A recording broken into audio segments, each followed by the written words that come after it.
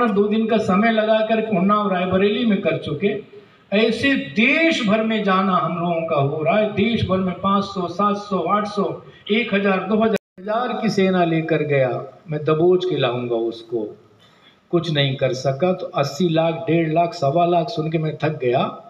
हमारे दिव्य प्रेम सेवा मिशन के कार्यकर्ताओं ने आप सबके सामर्थ्य के आधार पर संकल्प लिया कि हम देश के 1.25 लाख लोगों को 26 अक्टूबर से 31 अक्टूबर तक ये जानता राजा नाट्य दिखाएंगे। 1.25 लाख, 6 दिन का समय है। नाट्य वही है, रोज रिपीट होगा वो।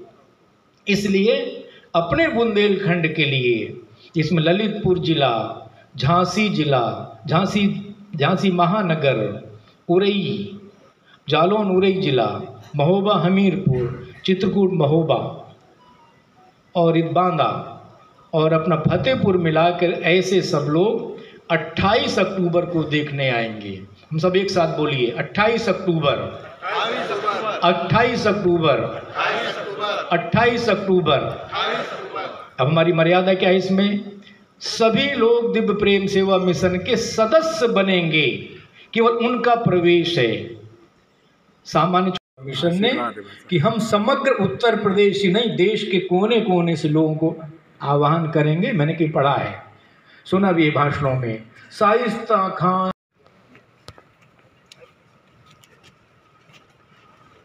दिनेश दीक्षित जी बांदा संयोजक, बब्बू राजा बुंदेला जी आइए, एक एक करके आइए। पीछे खड़ो ना, सोफा के पीछे। अभिषेक जी आगे आइए। अश्विनी अवस्थी जी चित्रकूट वाले आगे आइए। अश्विनी जी आगे आइए।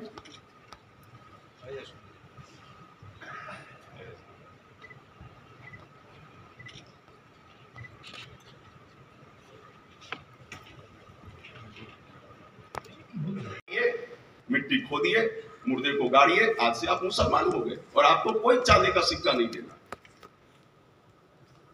जो अफजल खान की बात आदरणीय भैया ने कही, वो जब चला शिवाजी को गिरफ्तार करने के लिए, उसकी 64 बेगमें थी। अफजल ने अपनी 64 बेगमों का सर कलम कर दिया,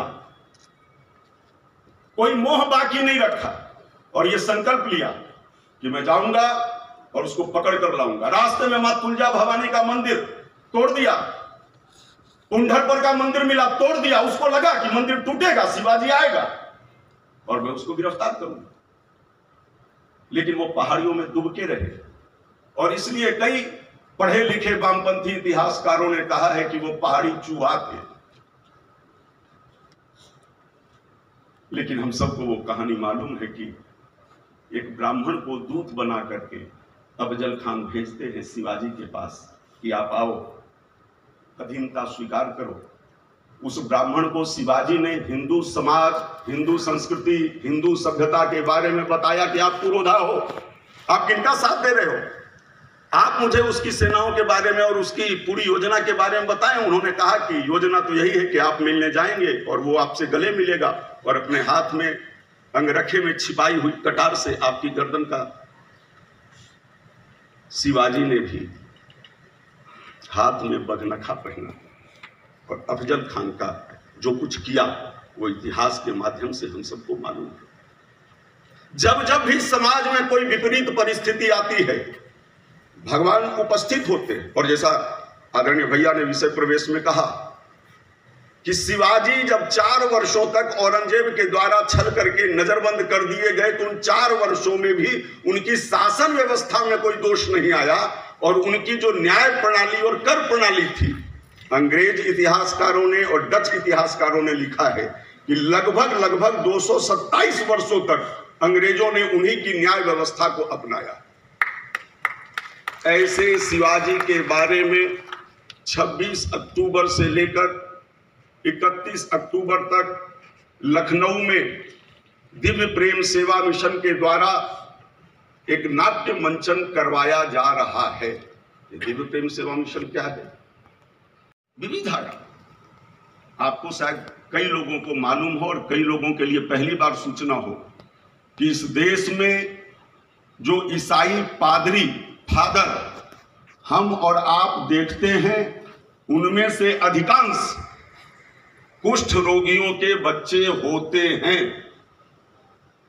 मदर टेरेसा को दुनिया में पूजा जाता है मात्र इसलिए कि उसने कुष्ठ रोगियों के बच्चों की केवल रुई से सेवा नहीं की, दवाई से सेवा नहीं की, उनके गले में क्रॉस भी लटकाया।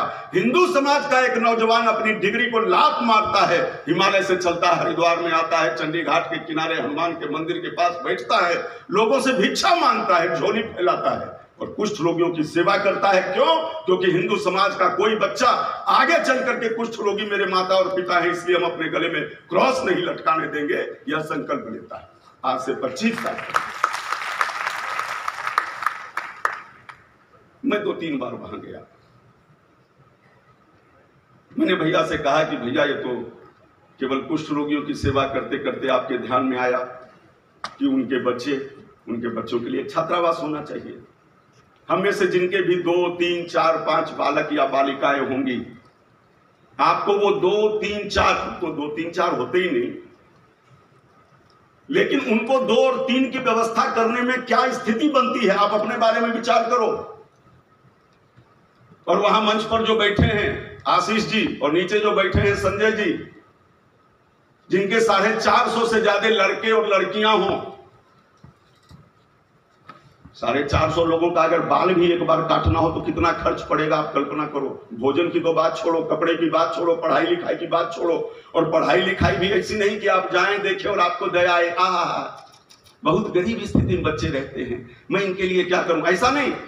आप ही में से कोई एक व्यक्ति वहां जाते हैं, आशीष भैया से कहते हैं कि भैया मेरा मेडिकल कॉलेज है, मैं चाहता हूं कि आप अपना एक बच्चा हमको दीजिए और मैं इस बच्चे को पढ़ा लिखा करके डॉक्टर बनाना चाहता हूं। उस दिव्य प्रेम सेवा मिशन में पढ़ने वाला, रहने वाला एक बच्चा, और कैसा बच्चा, जब गंगा के किनारे ठंड के समय में रात में बिना कुछ ओढ़े हुए ठंड से ठिठुर कर एक मां मर जाती है, उसके 2 बालक सुबह मां की छाती पर दूध पीने के लिए रो रहे हैं।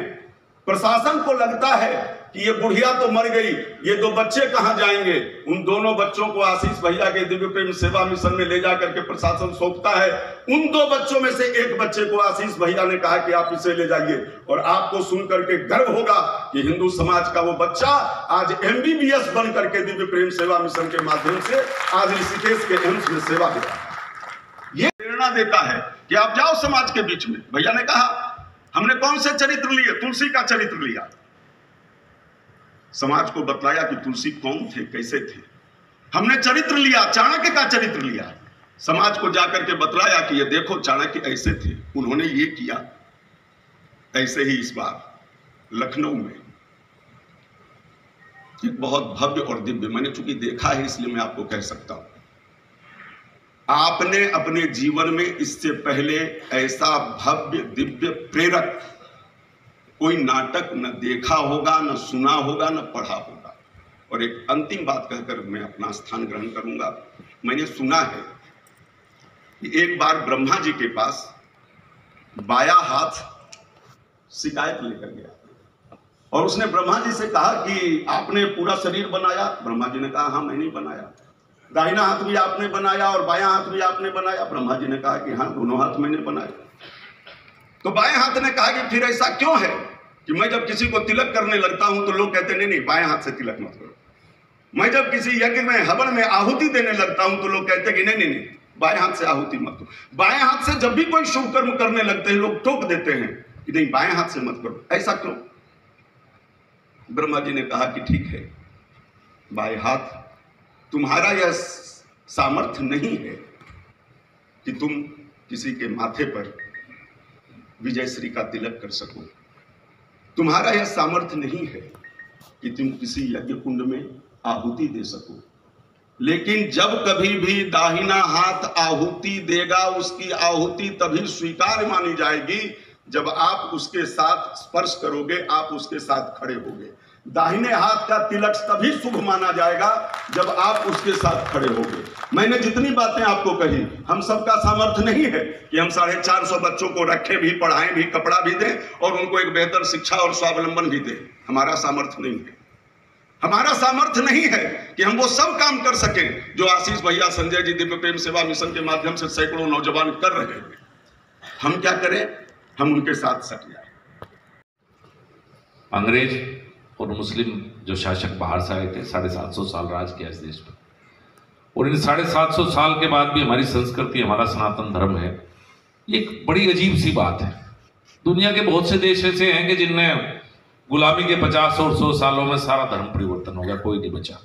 ज्यादातर आप देखेंगे चारों तरफ, लेकिन हम 750 साल भी बाद भी रहे, और इतना बड़ा देश 750 साल गुलाम रहा, ये भी एक बड़ी अजीब विडंबना है। और जब हम इस काले को देखते हैं, मुगलों के शासन में 1200 के करीब से जब शुरू हुआ, मुस्लिम आक्रामकता बाहर से आए, तो हमें लड़ने वाले लोग गिनतियों पे हमारी कितने लोगों ने लड़ाई लड़ी। जब मेरी नजरों में है शायद महाराणा प्रताप या वीर शिवाजी, हो सकता है कुछ और लोग भी हों। इतिहास के पन्नों में बहुत से लोग कहीं गायब हो जाते हैं, उनका चर्चा, उनका जिक्र कम होता है, तो ऐसे लोग तो और भी होंगे, लेकिन बड़े लड़ाई इन लोगों ने लड़ी। महाराणा प्रताप ने राजस्थान में बहुत राजा है, बहुत रजवाड़े हैं राजस्थान में, लेकिन लड़ाई लड़ने का काम महाराणा प्रताप ने किया। और महाराष्ट्र में शिवाजी ने किया, शिवाजी ने बड़े स्तर पर किया। और एक दौर तो शायद ऐसा भी था कि ज्यादातर हिंदुस्तान पर शिवाजी का राज्य था। शिवाजी का राज्य जो है बाहर तक निकल गया था, बहुत दूर तक। और आपकी बुंदेलखंड तो वीरों की भूमि है। बुंदेलखंड से बड़े वीर में रास्ते में भी जिक्र करा था। अलाउद्दीन से बात शुरू करें, छत्रसाल और रानी की झांसी, उससे बड़ा योद्धा कौन हो सकता है? तो वीरों की भूमि है बुंदेलखंड। और जब अंग्रेजों पर आते हैं, और अंग्रेजों के खिलाफ किसने लड़ाई शुरू की, तो हमारी शुरुआत तो रानी झांसी से होती है। रानी लक्ष्मीबाई से पहले तो मुझे तो लगता नहीं, लड़े तो और भी लोग होंगे, और सबके अपने अपने विचार हैं। उसके बाद सुभाष चंद्र बोस, चंद्रशेखर आजाद और सरदार भगत सिंह। मेरी सोच इस तरफ चली जाती है। तो 750 साल के राज में बहुत से, लेकिन हम अपनी संस्कृति को जिंदा रख पाए, ये मुझे तो अजीब सा लगता है। जब मैं विदेश में जाता हूँ और दूसरे देशों को देखता हूँ कि भाई कुछ ना कुछ तो अलग बात हम लोगों में थी, नहीं तो हम भी सब परिवर्तित हो गए होते। बहुत से लोग हुए। हमारे यहाँ तो ये स्थिति है पश्चिम उत्तर प्रदेश में कि मेरे गांव से लगा हुआ गांव बालियानी है, 100% मुस्लिम है। कन्वर्ट हो गए, जैसे आचार्य जी ने बताया उस समय, किसी दबाव में, किसी डर में जबरदस्ती करा गया। गांव के गांव है जी, वही लिखते हैं, वही गो, तो वही बात। और ऐसे पूरे देश में है। खैर ये तो लंबी हो जाएगी, मैं ज्यादा बात आज जिस मुद्दे पे थे। क्या उद्देश्य और क्या उद्देश्य? देखिए, दिव्य प्रेम सेवा मिशन पिछले 25 वर्षों से डॉक्टर आशीष गौतम, जो आपके हमीरपुर के रहने वाले हैं, हरिद्वार में कुष्ठ रोगियों की सेवा। ठीक है, कुष्ठ रोगियों के जो बच्चे हैं, उनके लिए एक आवश्यक थोड़ी तिरछी शिक्षा हमारी तरफ तिरछी कर दो हल्की। इनके द्वारा जानता राजा एक नाटक है, विश्व का सबसे बड़ा नाटक आप कह सकते हैं, जिसका मंचन लखनऊ में 28 अक्टूबर। थोड़ा सा तिरछा कर दो हमारी। आज बुंदेलखंड क्षेत्र के कई जनपदों से लोग आए थे। दिव्य प्रेम सेवा मिशन से सब लोग जुड़े। एक समाज सेवा के कार्य में शामिल रहता है। और जानता राजा जिसका सबसे बड़ा नाटक, उसे देखने के लिए, सबको आनंदित करने के लिए आज मैं अभी इसके बाद मेरी माटी मेरा देश, थोड़ा तिरछा कर, हमारी तरफ तिरछा कर दो, हमारी तरफ मोड़ आयोजन हो रहे हैं इसमें लाइट ही थोड़ी सी। पूरे देश में आदरणीय प्रधानमंत्री की सोच थी कि हम अपने जो आज़ादी की लड़ाई लड़ी जिन लोगों ने, या आज़ादी के बाद भी जो फौज के या सेना में थे या पैरामिलिट्री फोर्स में, जो आज़ादी के बाद भी देश के लिए शहीद हुए, उन सब के नाम सिलापट पर हर गांव में आने चाहिए जो गाँव के रहने वाले। क्योंकि आने वाली पीढ़ी को कैसे पता लगेगा कि मेरे कौन से पूर्वज थे जिन्हें देश के लिए कुर्बानी दी। उनके नाम भी आए और हर घर, हर गांव की मिट्टी दिल्ली तक जाए, जहाँ एक वाटिका का निर्माण, और कम से कम एक देशभक्ति की भावना आप सब में लोग जगती रहे। ये कार्यक्रम आदरणीय प्रधानमंत्री के द्वारा दिया गया। मंत्री जी, देश में इंडिया और भारत को लेकर काफ़ी घमासान मचा हुआ है, इसको कैसे देखते हैं? देखिए, अब नाम रख लेने से कुछ होता नहीं है। जो मैं INDIA रखा है, इंडिया दैट इज़ भारत, हमारे संविधान में भी दोनों शब्द हैं, और भारत हमारा मूल शब्द है, सब जानते हैं। तो घमासान नहीं होना चाहिए, कुछ और नाम रखते ज़्यादा बेहतर रहता। एक देश के नाम को न रखना, बाकी उन्हें रोक टोक तो कर सकता नहीं। कितना तो प्रभाव लोग ही तय करेंगे इस लड़ाई का क्या होगा। चुनाव में कितना प्रभाव पड़ेगा इस इंडिया नाम? नहीं साहब, मुझे नहीं लगता कि देश की जनता अभी इस झांसे में आएगी कि उन्होंने नाम इसलिए बदला कि यूपीए का जो भ्रष्टाचार था 10 साल, उसकी काली छाया से ये नए लेवल में पुरानी शराब है, आप समझ सकते हैं। सबको पता है कि 10 साल इसने देश में क्या किया, तो मुझे लगता है देश की जनता अच्छी तरह जानती है। अच्छा, महाराष्ट्र और मुंबई जैसे बिहार में बैठकें चल रही हैं इंडिया को लेकर, देखिए लोकतंत्र है, सब चुनाव लड़ेंगे, सब अपना प्रयास करेंगे। आखिर में फैसला जनता को करना है और जनता का फैसला पिछले 2 लोकसभा चुनाव की तरह मुझे पूरी उम्मीद है कि मोदी जी के पक्ष में ही होगा, क्योंकि ना चेहरा है ना सोच है उनके पास तो ये भी चेहरा नहीं कि कौन हो। अभी तो लड़ाई शुरू होगी, कहीं की ईंट कहीं उड़ा, भानुमती ने कुंभा जोड़ा तो कुंभा जुड़ा है, कुंभा बिखरेगा भी। G20 को लेकर विपक्षी काफी हावी है, कैसे देखते हैं आप उनके बयान? इस बात को शर्म आनी चाहिए। अगर कोई इस बात की इतना सफल कार्यक्रम चले, पूरे देश का कद बढ़ाए, किसी पार्टी का कार्यक्रम नहीं था, पूरे अकेले प्रधानमंत्री का कद बढ़ा नहीं हुआ, पूरे देश का कद बढ़ा हुआ। कम से कम अच्छी चीज़ों में तो लगातार वो करना चाहिए। स्वामी प्रसाद मौर्य लगातार उस गति के बयान दे रहे हैं, कह रहे हैं कि फर्जी के समय लूटने का काम है। हाँ, उसकी बुद्धि भ्रष्ट होगी, ये सपा वाले उसकी ठीक करते हैं, ये तो जनता उसकी भी ठीक कर देगी, समाजवादी पार्टी की भी ठीक कर देगी। इसका जवाब तो अखिलेश यादव को देना चाहिए कि जिस तरह के समाज को तोड़ने वाले बयान को दे रहा है, ये जिम्मेदारी तो अखिलेश यादव जी की है कि वो कम से कम अपनी पार्टी के नेता का या तो उसके बयान का खंडन करें। अगर वो खंडन नहीं करता तो लोग तो ये समझेंगे कि जिस तरह के बयान हिंदू धर्म और सनातन धर्म के खिलाफ वो दे रहे हैं, इनमें अखिलेश यादव की विषय है। दूसरी चुनाव को लेकर भाई मेरे से दूर बहुत है, हम हार गए इतना तो पता है, लेकिन कैसे हारी ये नहीं पता, क्योंकि मुजफ्फरनगर से 700 किलोमीटर दूर है, ऑलमोस्ट चुनाव मैंने कहा, लेकिन हार है, हार को स्वीकार करना चाहिए।